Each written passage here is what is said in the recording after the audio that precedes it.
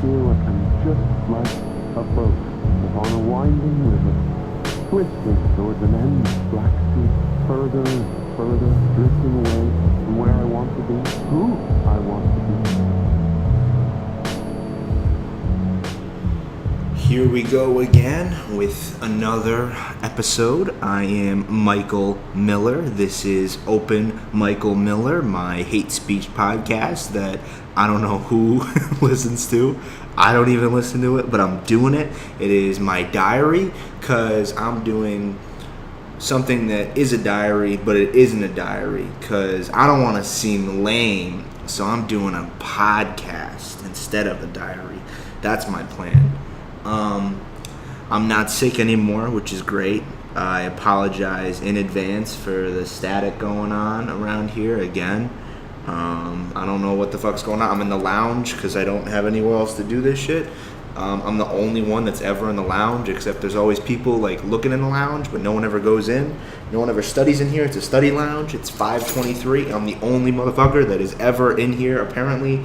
I don't know who goes in the lounge at 5:23, but that's what I'm doing. My class starts in an hour. It's 6:20, so I'm probably going to be late for that so that I can do this because people demand it. You know, I'm not doing this for me. I'm not doing this for my health. I get at least 100 messages a day like, Michael, where's the podcast? Where's the podcast? When's the next episode? When's the next episode? I'm like, listen, calm down. I'll tell you when the next episode is. Every Wednesday, next episode. So just keep that in mind. This is the first time where I'm not doing it in the morning because I fucked up this morning and I slept in. I was like, nah, I'm just sleeping. I'm too tired. Because I've been tired this week. This week, I'm starting to do this new thing at the Bunga's Den, which I don't know if I talked about, but the Bunga's Den was that place where I bombed harder than I've ever bombed in my life. Right before the Louis C.K. show on September 8th, I went to the Bunga's Den, and that's where I met Jimmy for the first time, but I bombed super, super, super hard. Just horribly, horribly hard. It was miserable. There's 2 people there, which I think I've talked about. Like, it's bad enough to bomb in front of people, but, like, bombing in front of basically no one is even worse, because, like, I mean, why are you even bombing? You know what I mean? Like, you're going to freak out because no one's laughing? There's no one there. So... you know, it was bad, but now there's this new thing called 12 a.m. at the Den that Jimmy's been setting up, and it's every single night of the week, Monday through Sunday. There's a show at 12 a.m. at the Bunga's Den, so in order to keep myself on track and keep myself going to the mics, because I've been having problems with that, trying to do that every night, because what the fuck do I have going on at 12 a.m.? I don't sleep at 12 anyway. I'm up till 2 no matter what. So I might as well do something that's sort of productive. Because, yeah, I've been having problems going to the mics. I don't know why, but I've been having some problems. I always think there's someone going to walk in here, but whatever. I've been having problems going to them. I really didn't go to many this week. I always say I'm going to go to more, and it's kind of bad. It's kind of depressing that I'm not going to any ever. But I did. I went to one. I went to the 12 a.m. one on Monday, and I bombed. Kind of. I got some laughs, but as soon as I went on stage, 8 people walked. Because I spent the whole night barking. Because I got there at 12, and there's nobody out there. So I was like, you know what? I might as well just bark and see if I can bring in a crowd. And I ended up bringing in like 8 people, I think, throughout the night. And I went in, and I went on at like 1:30. And as soon as I went on, 8 people left. So... those motherfuckers that I brought in left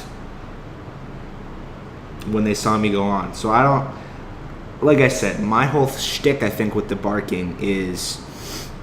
a lot of people are very charismatic. I don't think I'm too charismatic, So a lot of people are very charismatic, like, oh, check out them boots, girl. Like, ooh, check out them boots. There's this one girl that saw some 2 dudes walking by, and she's like, oh, you dudes going out to get some pussy? And then they started laughing. She's like, yeah, come in here, this is a comedy show, there's plenty of pussy in here. There's no pussy in there, but she was sort of flirting with them, and then they ended up walking in. So I was like, should I try doing that? Should I try saying that to the guys? No, I do this other thing. I asked them very politely and Like I'm like, hey, are you maybe interested in, you know, you don't have to, but like if you're in, like you might wanna, there's a comedy show you check out, but you don't, I mean, understand if you don't. Like I think, I don't mean to do it, but I know that when I do it, I kind of look like a sad puppy, so that, you know, people only come in because they don't want to see me cry. And then when they see me go in and go on stage, they're like, shit, this is the motherfucker that I didn't want to make cry. How is he going to make me laugh? So then they leave. They probably figure I'm just there. You know what I mean? Someone's paying me to bark. So I can't blame them. So Monday I went on, and I didn't do great because there wasn't really anybody there besides comics. And I got a little nervous because I hadn't done it in forever. And so Tuesday I was like, all right, I'm doing this shit. And during class on Tuesday, I wrote all my jokes, like, you know, I created a set order, you know what I mean, and I went and I did it at the Greenwich Village Comedy Club right after class with Al, and we both had really good sets, and it was, even though we went last and there were not a lot of people there, we both did really good sets, and I was super happy. And I had actually planned, because I was talking to you know, the night before I was talking to that girl, and she was telling me that she did 5 shows / mics that day. 5.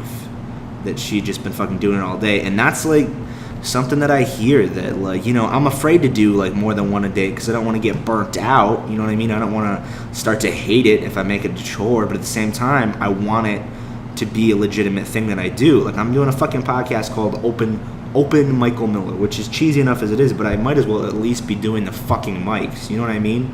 I don't want to be someone that like is a poser about it. So yesterday, I decided that I was gonna fucking go for it, and I was gonna do as many as I could. So I had planned to do the Greenwich Village Comedy Club right after class, and then I was gonna go and do one at 9, and then I was gonna go do the Pit at 11, and then I was gonna go do the 12 a.m. at the Den afterwards. And I ended up skipping the Pit because I had no money, and I missed the other one, the 9 one, because I took a nap. So I already failed at hitting 4 in a day, which was like my, you know, dream. And then I went to the Den last night, and I didn't bark because I was still feeling kind of sick. I had a runny nose, and I didn't want to like get sicker, so I just watched the show inside, and they forgot to call my name, so I just never went up. I was there for 2 hours, and I never went up. So I was like, God damn it. But like Jimmy, like as I was leaving, Jimmy said, he's like, oh shit. He's like, tomorrow. He's like, I'm sorry, tomorrow. So I think I'm gonna do it tonight. You know, if I feel like it, I'm gonna do it tonight. Because here's the thing, I like that was the thing yesterday before we went to the Greenwich Comedy Club. I was like, come on, Al, we got to do this. Al, no excuses, Al, let's do this. And I dragged Al along. And like, you know, I was going to, you know, I told him I wasn't going to the Pit because I didn't have any money. And Al was like, and I was like, but Al, you know, you got to fucking go. You got to go to the Pit. You got to go to the Pit. And he's like, dude, like, like it's not even like I'm just doing it, you know, I'll do it when you do it, but it's not like my thing, you know what I mean? Like you're the one that wants to do it, it's your dream, so why are you like, because I guess I project things sometimes, you know what I mean? I'm projecting the things that I need to do for myself onto other people because I'm lazy, I guess. You know, I don't know, dude. Like even with them, I'll be like, because you know, I've got, here's my hate speech podcast. I've become, you know, more and more horrible since I've been here. You know, I've been doing these mics. I've been around other like the people with the mics are horrible people. They're hilarious, but they're awful people. They're like grown adults that I should not be around. I should not be allowed to be around them. And that's why, like, normally I wouldn't be, because I need to be, like, you know, 21 to even get into these bars and shit. But, you know, I'm, you know, just, you know, people starting to know me, so I'm just like, you know, hey, what's up, guys? And I just go in. And so I shouldn't be around these people. So I'm becoming horrible. And Al and so Alama and Abhishek have to call me out sometimes. They're like, dude, you gotta... And I'll say to them, like, guys, we gotta stop saying such fucked up shit. And they're like, dude, it's you. Like, stop projecting your awfulness onto us. And I feel them, you know, I fucking feel them. So I did 2 mics since the last time. Oh my god. The problem with the Pit is I would go to the Pit Monday, Tuesday, Wednesday, except I don't have any money. So I need to get that job. I need to get a work study job because, like, I can't ask my mom for money. Like, I can't do that shit. She already, like, made a horrible decision enough to send me to NYU and wasted all of her money to send me here so that I could fucking bomb on stage a bunch of times. So I shouldn't ask her for any money. I just need to get a job, and I mean, because it adds up to $9 a week, because the pit is $3 a night. But I really like the spot. There's a lot of funny people there. It's always a good atmosphere, which matters a lot. That was the thing about the Greenwich Comedy Club, is usually the Greenwich Village one I did right after class with Al. Usually with that one, it's really hard to get into because everybody wants to go because it's totally free, and the dude there, Vince, is a great host. He keeps the energy up the whole time, but it cuts off at like 20 comics. So luckily we got out of class early, so we fucking ran, because class ends at 5:30 and it starts at 5:45, and I was like, Al, fuck, let's go. So class got at 5:20 and we got there 15 minutes early, and we got there just in time. We were the last people to sign up, and we both had good sets, so we talked to the dude afterwards, and I was asking well, how do I be on the list so that I can just, and I'm gonna start emailing in advance so that I can make sure I get on there, because it was a great atmosphere. It was a great mic, and hopefully I can go earlier so that because a lot of really good comics go there. Like some of the best comics I've seen go to that mic, except they go towards the beginning and then they bowl. So I was thinking that if I'm on the list, I can go earlier, and maybe some of them will see me and maybe they can give me some advice afterwards, something like that. I'm not gonna go up and ask them for advice, but if they like my set, maybe they'll come and talk to me about it. So that's that. He also told me and Al about performing in front of live audiences if we were ever interested.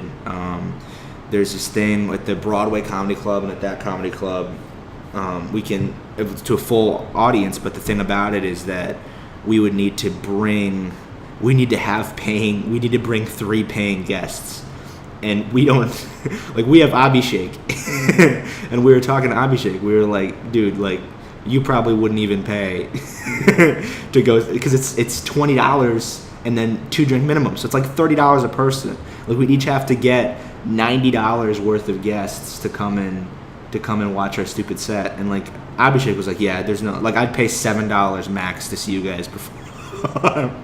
And he's like, if it was a really good thing, if I saw you guys at Caroline's, I'd be like $7.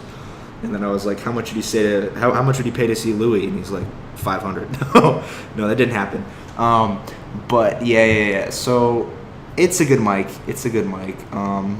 Like I said, I'm glad that I have that going. I'm gonna start emailing to go to that mic, because the Tuesday at Greenwich Village Comedy Club is really cool on that McDougal. And then 12 a.m. at the Den. I'm telling you, I think that's, even though I have horrible stigma towards that place because I bombed so hard, and I bombed again Monday night, kind of. So I'm going to keep doing it, because I think that that's something that is going to be special to the way that I get better. I don't know if that sounds stupid, but I feel like if I do the same place, the 12 a.m. show every night, I mean, I'll have to improve. You know what I mean? If I do it every single night at 12 a.m., and there's no excuses at that point. I can't make any excuses and say, oh, I'm busy. So I really think that it'll be good for me. So I'm going to go again tonight. I might leave my class early. Because it's a 3.5-hour class, my film class. It's the first hour we just talk about shit, and we let the stupid pretentious kids talk. They answer the guy's questions. The guy's awesome. Nick Tannis, he's awesome. But the people in the class are fucking assholes. I swear to God. I went to a screening. I don't know if I talked about this, but I went to a screening of The Accountant, which I really fucking enjoyed, and Abhishek and Alma really enjoyed. But it turned out that on Rotten Tomatoes it got 17%, because they're one of the guys was like, yeah, Ben Affleck plays an autistic accountant who beats the shit out of criminals around the world. He's like, this is a real movie. But I enjoyed it. I really enjoyed it. But the problem with it is as we were leaving, there was some poor woman that was assigned to that her job was to listen to people's opinions on it.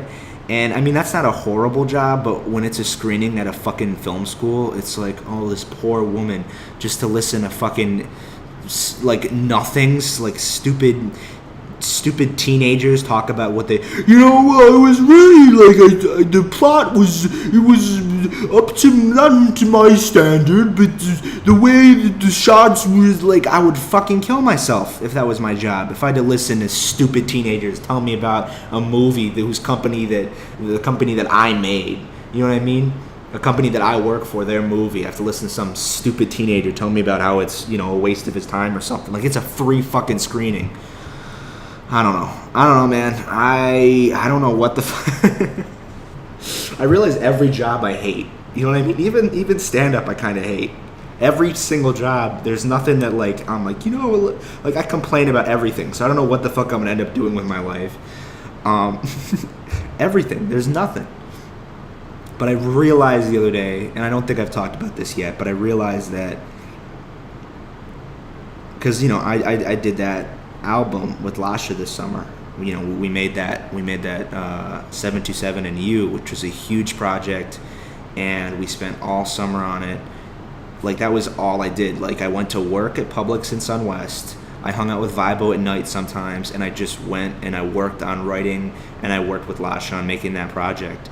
And we spent a long time on it, and I got a lot better, and he got a lot better, and we released it, and we were super happy with it. But, like, I'll go back, and I was like, and I knew it wasn't good, but I was proud of it still because we put a lot of work in. And I went back and listened to a couple parts of it a couple days ago, and I realized that the problem with it, because here's the thing, is I listened to the first episode of this, and I listened to a little bit of the album, and I realized that, like, to me, this was better than the album, which is crazy. Like, I'm sure if, like, I don't, like, and that's totally my fault, is what I'm trying to say. Because if Lasha had someone that was, like, like a good, like, rapper, like, personality, I'm sure that would have been fucking fire, and I would listen to that shit over and over again. You know what I mean? Because the beats were amazing. But I realized that and I don't know if this will sound pretentious, but my voice, I don't think it translates very well through, like, rap. You know what I mean? Like, I think that one of the gifts that I have, if any, is that I'm pretty good at talking.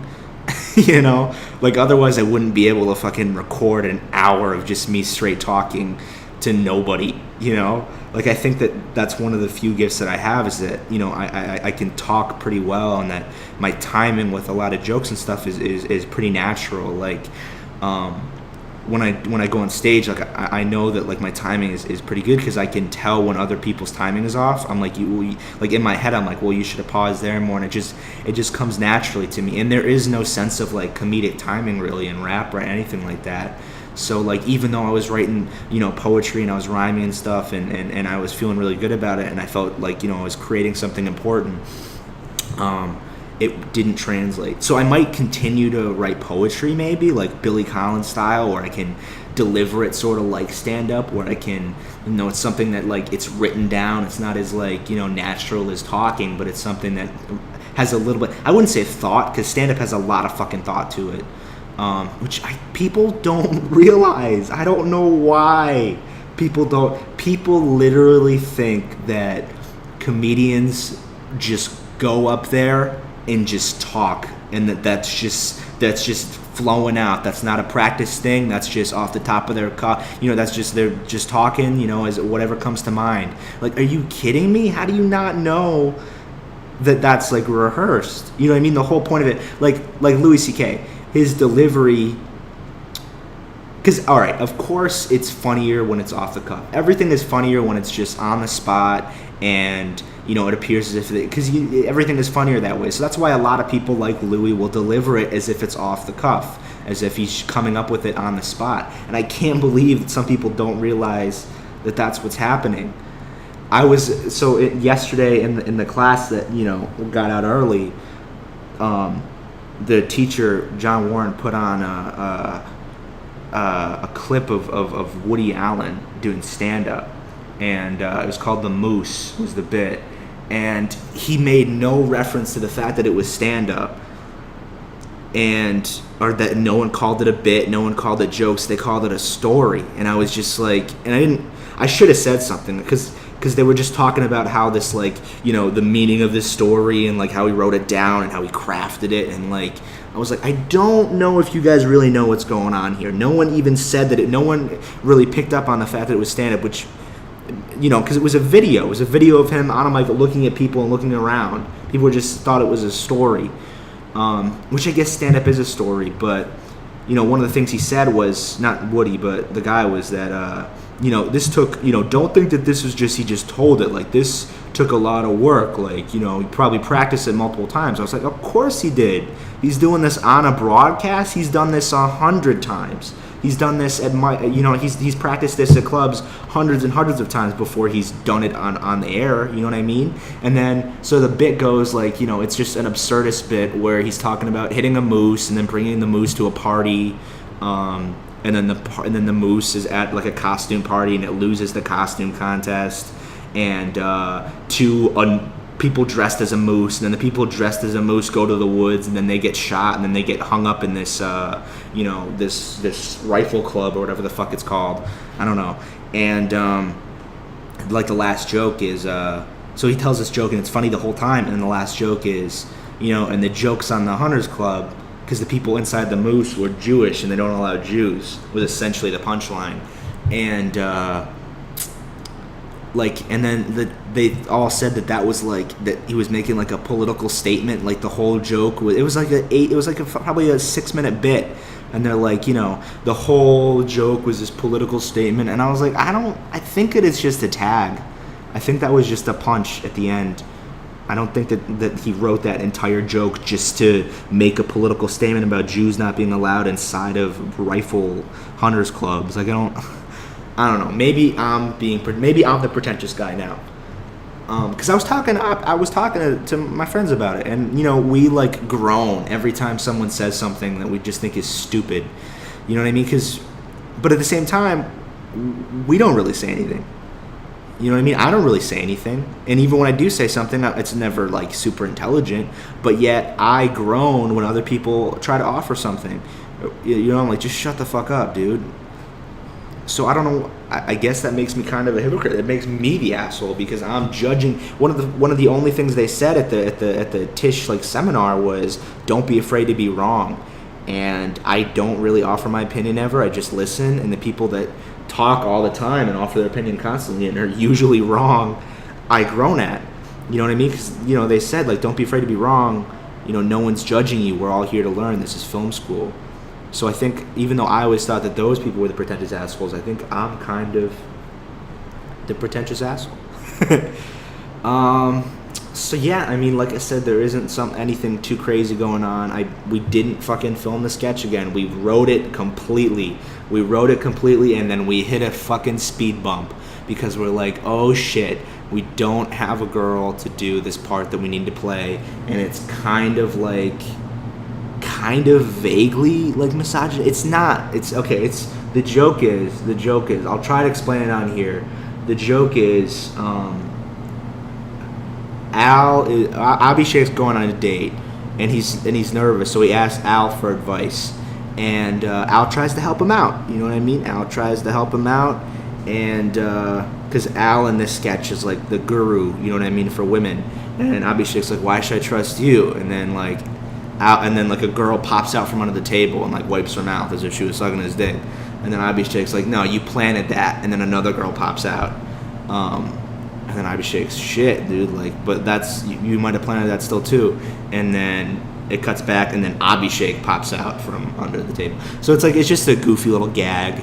And but I don't know if we can get any girls here to do that. Like, I could ask anyone back home. Not to say that everyone back home is trashy and has no self-respect. Not what I'm saying. But I could ask anybody back home, and they would realize that, you know, it's just a silly joke. Like we're not doing it to be offensive to anybody.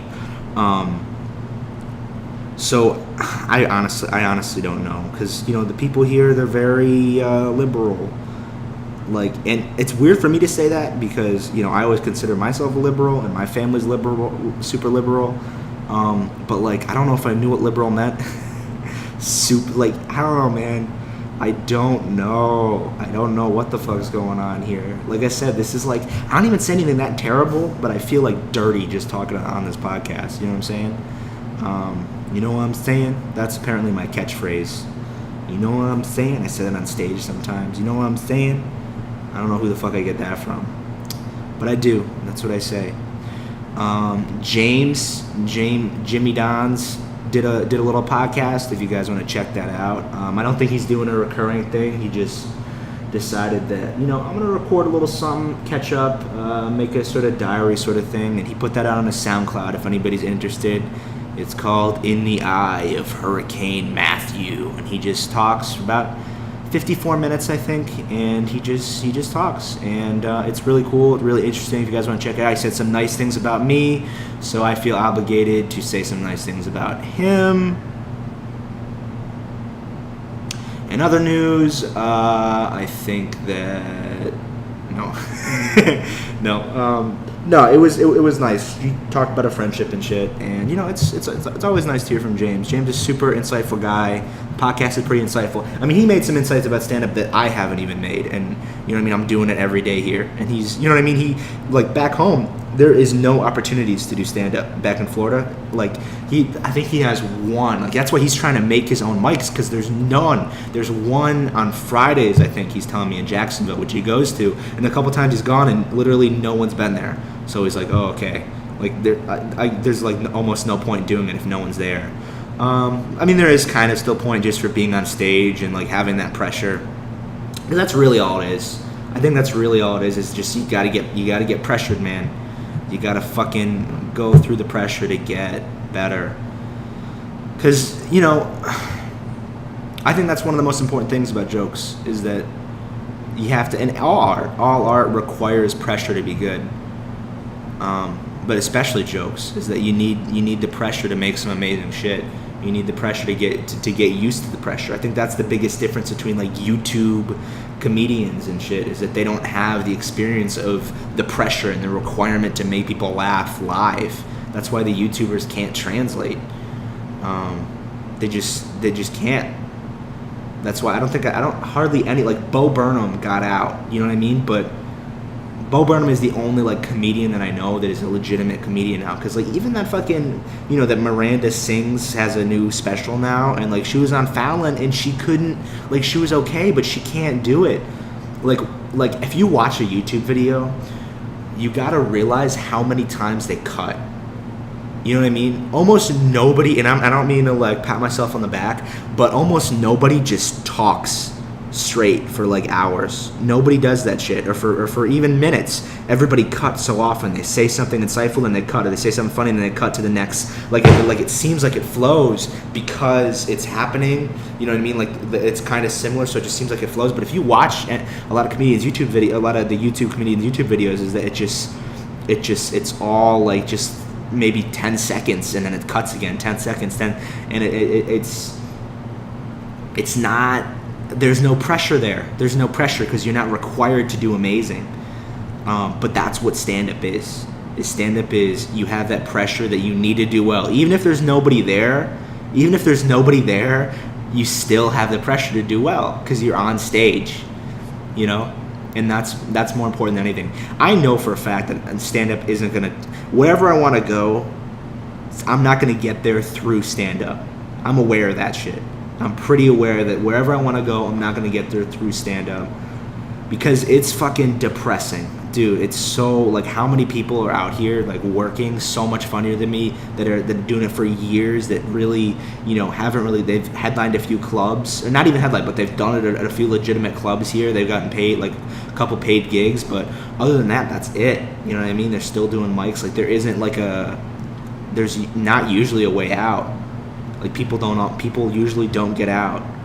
I mean, even fucking Aziz didn't make it out through stand-up. Fuck that. Aziz had Human Giant.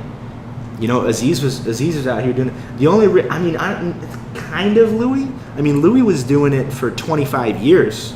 So Louis had shows at the Comedy Cellar. And once you're at the Comedy Cellar, you're in. Once you're at the Comedy Cellar, you're one of the dudes and you're in. So I mean, but even and Louis was doing it for so long that like he got in the Comedy Cellar when you could still get in the Comedy Cellar. The Comedy Cellar now doesn't even have mics. That's the fucking thing with the Comedy Cellar now, is that, you know, people are like, oh, you should try to do the Comedy Cellar. That's where Louis. Nah, man, the Comedy Cellar is ridiculous. They don't have open mics because it's so popular, mostly due to Louis' show, that, you know, you can't even fucking get in there unless you're like amazing. You know what I mean? Unless you've done so many things, unless you've probably even appeared on something, you can maybe get into the Comedy Cellar. So it's not an easy fucking thing to do.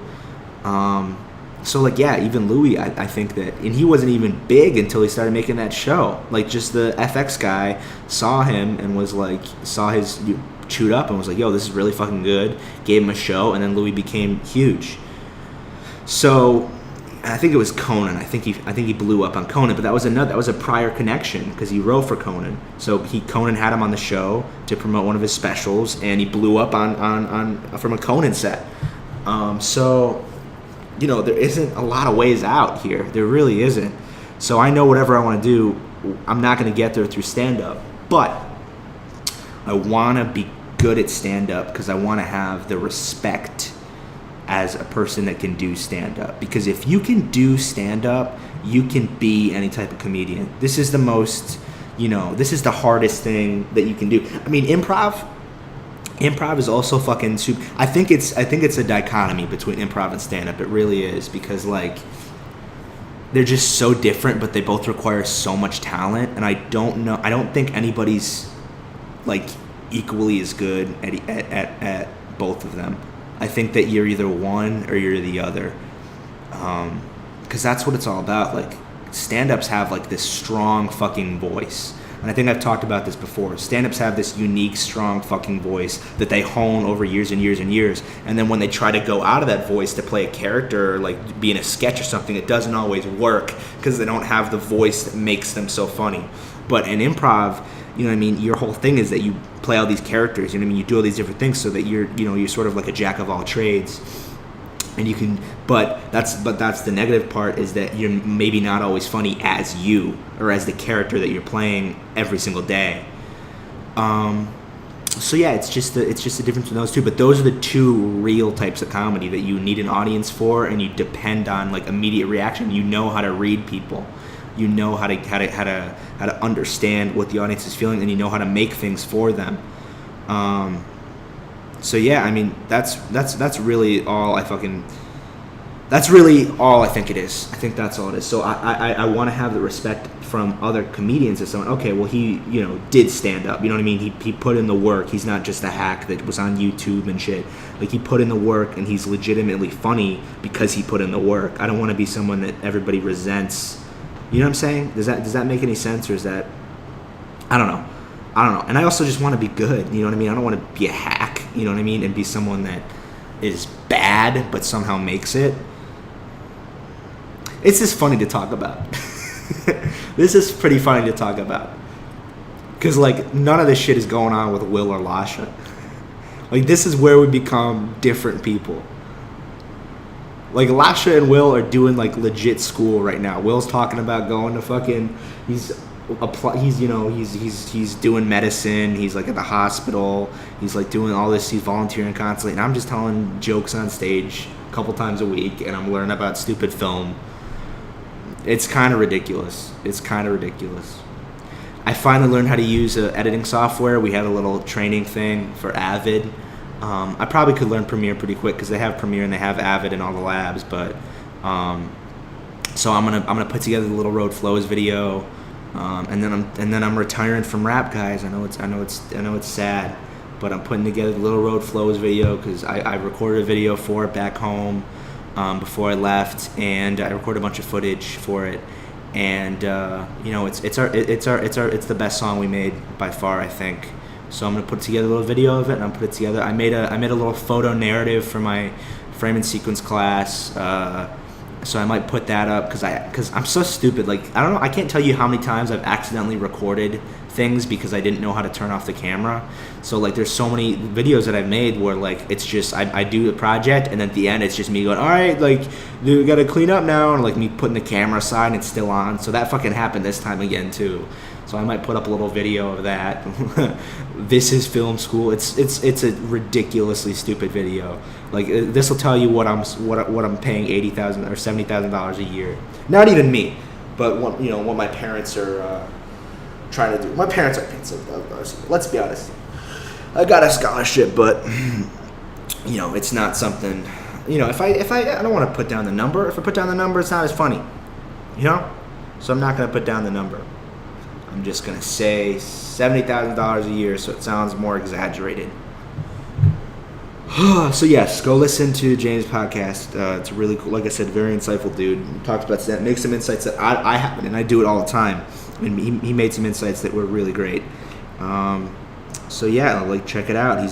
Seems like he's doing some awesome stuff there. He's in charge of the media, the Spinnaker, which is the media thing at UNF, which is fucking crazy because he's a sophomore. That was something crazy, but that's something that don't underestimate James, because last year James was like, dude, I think I'm interested in maybe I want to do some radio there. And I was like, all right, why the fuck not, man? Do it. We did the podcast, you'd be great. And he, applied to do the radio there. And then by the end of the year, he was part of in charge of it. You know what I mean? He was in charge of the guy that hired him. So don't underestimate that dude, because that dude will fucking you'll hire him and then he'll fucking take your job. So be careful, be cautious around that motherfucker. Like I said though, super funny, super interesting podcast. So go take a listen to that shit. It's on his SoundCloud page, soundcloud.com/DonnieJ, because that's his R&B singer name. But I don't know, because he was gonna do something with that a while ago, but that's still his name on there on SoundCloud. Boy, oh boy, I should have had Donnie J on my mixtape. It would have gone over better. Boy, I think Jarvis and Corey are gonna.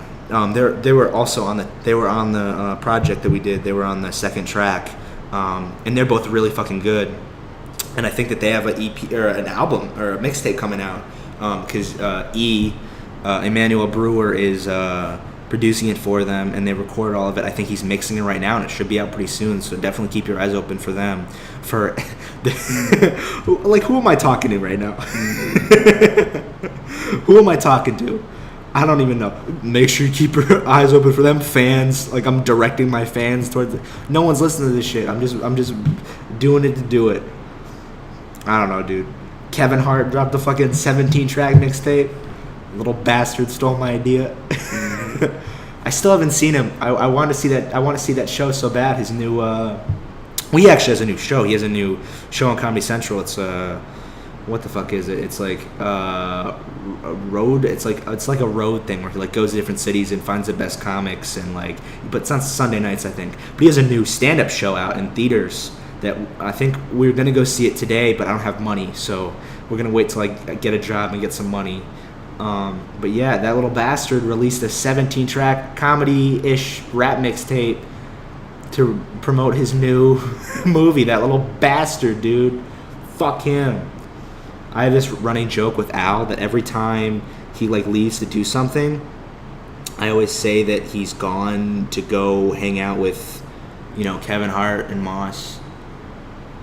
I'm starting to think that maybe I'm saying things that I said before. I have to be careful with what I say now. I have to make sure that all the things that I say are new, because I'm a couple times during this one. It's never happened before, but during this one, I'm I might have said that before. Yeah, I think I might have said that before. Did I say this? Yes, no, yes, no, yes, no, yes, no. I should quit. I should just fucking quit. I should quit doing this. I should quit everything. I should quit social media. What's the point of social media? What am I doing social media for? What am I doing social media for? I used to want to quit social media. I only wanted to quit social media really bad when I thought that I mattered. But that's the good thing about New York is that, and I thought it was going to be bad. I thought I was going to get here and I was going to be heartbroken because I was going to realize I don't matter. But I got here and I was like, maybe it's kind of a good thing that I think that I don't matter. Seriously. Maybe it's good that for once I realize I don't matter. Because back home, I could be the shit. But I get here and I realize I don't matter, and now I want to do mixtapes. I thought of myself as I was like little white Kanye. I was like, I'm quitting, like I don't know, I was like going on rants and shit. Like, what the fuck? Like, I'd never do that now. The amount of growth that's happened in the past year is insane. Just emotionally, I think the biggest thing is emotionally. The amount of emotional growth I've gone through is crazy. Through everything with Victoria, just fucking, destruction of my emotions, and then, coming here and like rediscovering comedy and shit, because that was the problem with the mixtape, is that like I just didn't feel funny, and like I was so worried that I wouldn't be able to find myself once I got here, because I was like, that was one of the reasons I like cried before I left, because I was like, this is my entire life. What if I get here and I don't know myself? Other people are excited that they don't know themselves, but if I'm this guy that I say I'm doing these things, and then I get here and I don't do these things because I'm a piece of shit, I don't know, man. So, but I got here and I was worried that I wouldn't be able to find myself. In the first 3 days, like I said, I was really scared, and I went to the open mics and I realized, okay, this is actually me. No one else is telling me to do this. I'm not doing this because anybody else is doing this. Like, this is actually me. And from bombing on, it's such a weird cycle with comics, is that like you're always thinking you're not funny. You're like, oh, like I'm terrible. I'm like, I'm not funny. I'm horrible. But then every once in a while, I'll like realize that, especially doing the stand up and shit, has made me fucking, like, that's what I'm saying. Stand up and improv. Like, if you want to be funny, do them. Even if you're not a funny person, just start doing stand up. You know what I mean? Or just start doing. If you really want to be funny, you have to fucking work at it. Because I'm better now than I have ever been. Like, sometimes I'll just be talking to people and they'll just start really fucking laughing. And I'm not even like making a joke. Like, I'm not trying to brag, but like in class today, like, people were, making these super like their jokes were explicitly jokes, not explicit jokes, but they were like everybody knew they were jokes. Everybody chuckled, and because we were doing like these we were presenting. We had this little assignment to do in a group where we chose a movie and then we changed certain aspects of it, and there are people like made it super funny on purpose, and I presented our groups, and ours was not the funniest one or the cleverest one, but I think just by the way that I delivered it, I got the most laughs out of anybody in the class. Like, everybody just went wild. Which, like I said, I don't want to like brag about this shit. And Al and Abhishek are gonna listen to that shit and they're gonna be like, maybe you're exaggerating a little bit with how wild everybody went. But it's you get better at it. You definitely get better at it. And I mean, I honestly can't complain. I've been having a good time. I've been putting some work in. There's no complaints with the stand-up. I have to fucking say that no complaints. No complaints about anything. No complaints about anything. I'm in New York. I'm happy here. I called some people the other day. I called Vibo for a little while. I called Serena and Aurora. I'm still trying to call James. I haven't talked to James in a while. But I'm still trying to, because I'm not homesick anymore. I'm really not. I don't dream about home. Like, that was the worst. That was the fucking worst. When I was here for 2 weeks, like, I was homesick the first 3 days. Like actively homesick, but I was still a little homesick, a little bit into it, because I would still dream. I would dream about home, and I would dream about Victoria, and it would be horrible. It would be fucking horrible, because I'm like, dude, I'm not even at home. Like, let's stop. Like, why are you torturing me like this? So now I'm okay. Like, I still think about home, and I have nice, nostalgic memories, but I don't know, dude. I'm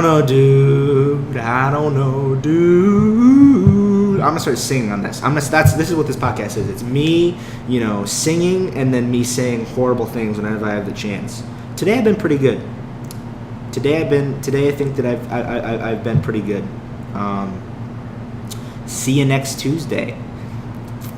I'm gonna tell you, because no one understands what that fucking means. I thought that was like a very common thing that everybody like had heard that before. Like, they go, see you next Tuesday. Like, I thought that was like everybody knew that meant cunt. I thought everybody knew that shit. I thought everybody knew that was like a euphemism. So, because I have a Tuesday, Thursday, and I even tweeted this, and no one got it when I tweeted it. But this is true. This happened.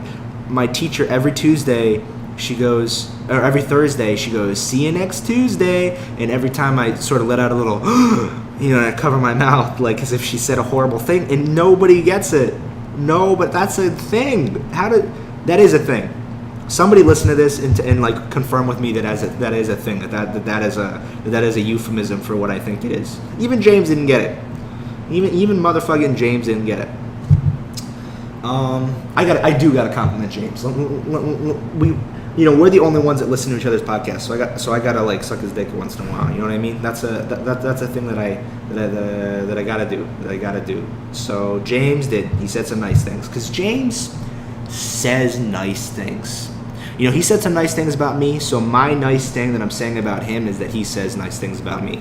Okay? Because all right, here, let's go back. Let's go back in time. Before me and James were really friends, good friends, back in sophomore year when I was initially feeling myself and then hella not feeling myself after Gabby broke my little teenage boy prepubescent heart. Was sophomore year, and right at like a little while after that, because I wasn't. The way that it worked was that I was in Spanish class, and then a bunch of kids that I knew were in this human geography class with Miss Ferry, which is a teacher that I was really close with, or I thought I was really close with, but she turned out to not be so nice to me after all, because she doesn't believe in me and shit. And I pissed her off a few too many times because like she doesn't like the fact that I take everything as a joke. But this I didn't take as a joke because this is something that I had to get better with. Because I was in Spanish class and I get a Snapchat on my phone of a picture of a list on the board, and it was shit. I don't even care about it anymore. But like this made me really like James, because I always thought James was funny, but this made me like want to be friends with James even more. Was that not because he did this, because he didn't do this, but on the board, a bunch of kids in the class with some of my close friends, including like Will and shit, like my main people, wrote on the board like Michael Miller's faults or Michael Miller's flaws, and just wrote all this horrible shit that like it was like over the top, but it was still like shit that like I was super self-conscious at the time. You know what I mean? It wasn't anything that was realistic, but I was super self-conscious at the time because it was right after Gabby, essentially. So I look at this and I get a Snapchat and I fucking walk out of the room and I walk into fucking Ferry's class. I'm like, what the fuck is going on in here? And Miss Ferry's like laughing, and I look at the board and like I'm just in shock. And I didn't cry. I was like, you guys, I didn't do that shit. But I kind of wanted to, because like these are my buds. These are some of my closest friends. Brandon Weich was the perpetrator. Brandon Weich. I don't know if you'll ever hear me say this, Brandon Weich, but I forgive you now, Brandon Weich, because we made up a little bit, and I was kind of a dick towards him too a little bit, because that year also he got pushed into a pool with his 3DS, and he cried, and I laughed really, really, really hard. So I deserve that, Brandon Weich. We're on good terms now, Brandon Weich. So anyway, after that shit, it was really sad, and then later that day, I think before I went home, like, because James was also in that class, and he didn't stop it, but I don't think he knew everything that was going on with Gabby, so he didn't know like how sensitive I was at that point in my life. So he realized though, and he put on the board Michael Miller's like not, what is it? Michael Miller's like good traits, perks, something like that. And like it was the same sort of vein of just ridiculous things that didn't make a whole lot of sense. And one of the things he said was like, probably makes good soup. And it was just one of those things where I laughed really, really hard. It made me feel better. It was just a night. He didn't have to do it because he didn't like participate in the thing, and we weren't really friends yet. But we knew each other from OM, and we were just like we weren't buds. We were just got along pretty well from OM because of the craziness that happened in there. My freshman year, his sophomore year, we did Odyssey of the Mind together.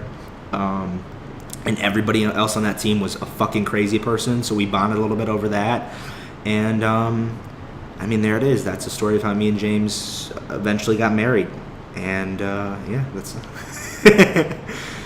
All right. I think I finished. I think I finished on that part. I think that I can be done with that on that topic. I think that is sufficient enough. I'll ask James later if I sucked his dick enough. He can tell me. Maybe next time I'll just dedicate the whole podcast. I'll just call it OMM, the James edition.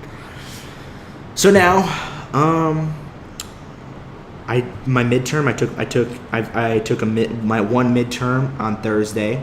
I said that I was, I've won because I'm in fake school, and that was ridiculously easy. Sometimes I feel bad for being smart. I'm gonna be honest. I don't know if anybody can relate to that shit, but sometimes I feel bad for being smart because I missed half of those classes for that class, my gen ed, because I don't have midterms for film school. You know what I mean? This is the only shit I had because it was my gen ed and I had to take it. It was the fucking child abuse one, the horrible child abuse. So I missed half the class for that, and then we had the midterm, and I was like, "Oh shit! Like, what the fuck am I gonna do? I don't know what the fuck I'm talking about." So I just went and I like went onto the classes, the NYU classes resource thing, and I found a bunch of the PowerPoints they did in class, and I read over like half of them. I skimmed through them real quick, and I went to the test, and I like knew everything on it, and I was like, "This is ridiculous." And like while I was there, people were freaking out, and there were people like studying right before, like to the last second, and they had like pages and pages of notes written and highlighted, and I was like, dude, like I'm an asshole. Like I just aced that thing, and I had no fucking idea. I didn't go to any of the classes.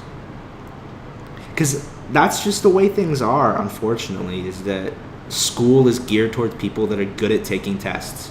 And I am good at taking tests. I'm not a super smart person. I'm just very good at tests. And some people aren't good at tests. Like my sister is probably smarter than me. She's always been, more creative and more funny than me. Like, I've always tried to be funny, but, Samantha will just make people laugh just because she'll say some wacky fucking far out shit that will just take you by surprise. So Samantha probably is smarter than me, you know what I mean? But she is one of those people where like, and same thing with a lot of my friends. That are smarter than me is that they're just not good at standardized tests, and it sucks because the first part of your life is just all you have to be for the first part of your life is good at standardized tests, and then as soon as you're done with that part of your life, it does not matter anymore. It doesn't. Tests don't matter. There are no tests in real life. There's no multiple choice or fucking essay. Like there's none of that shit. So I do feel bad sometimes, but at the same time, I know that it's gonna come back and get me. It's gonna come back and it's gonna bite me in the ass. Because someday I'm gonna be fucking washing dishes somewhere, and I'm gonna be like, remember when I tried to be a comedian? Oh boy, I have life to look forward to. Life is gonna come and it's gonna fucking kick my ass. I swear to God.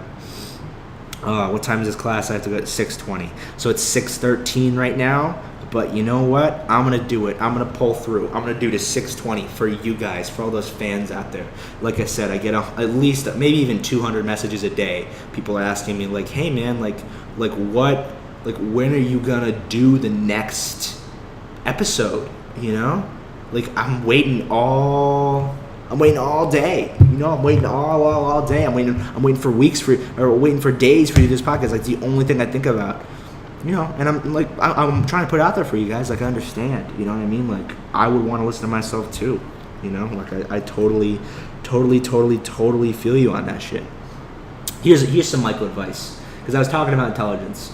Don't try to seem more intelligent than you are. That's something that a lot of film kids are doing here. Like, and that's what a lot of people do naturally, like in general. People will like make excuses. Like I fucking hate whenever I go online and I see people that just talk about like, there's like articles about staying up late means that smarter people end up staying up late, and that like smarter people have like sloppier handwriting, or smarter people are lazier than stupid. Like, okay, why don't you say smarter people are... Like, why don't you say, okay, fucking business executives are smarter people than people that work at McDonald's? Like, why don't you write articles about that shit? Because, like, what good comes out of being a smart person that's lazy, or being a smart person that stays up late? Like, because I'm lazy and I stay up late and I wish I didn't. You know what I mean?